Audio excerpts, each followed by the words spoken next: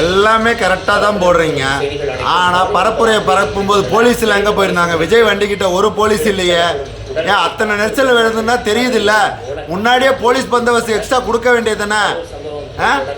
ஏன் ஏதோ ஒரு முதலமைச்சர் வராருன்னா உடனே ரோடை பிளாக் பண்ணுறீங்க, எல்லாம் பண்ணுறீங்க. இதே ஒரு எடப்பாடி பழனிசாமி வராருன்னா ரோடை பிளாக் பண்ணுறீங்க, எல்லாம் பண்ணுறீங்கள? ஏன் விஜய் ஒரு சங்கத்தை இது தானே ஆரம்பிச்சிருக்காரு, கட்சி தானே ஆரம்பிச்சிருக்காரு. ஏன் உங்களுக்கு தெரியாதா? ஏன் முன்னாடியே ஒரு லட்சம் போலீஸ் இறக்க வேண்டியதுதானங்க? அது தவறு யாருது? உங்களோடது. நீங்கள் வேணும்னே கரண்டை கட் பண்ணுறீங்க, எல்லாம் பண்ணுறீங்க. அது இல்லாமல் செந்தில் பாலாஜி முன்னாடியே வந்துடுறாரு, ஊருக்கு முன்னாடியே வந்துடுறாரு.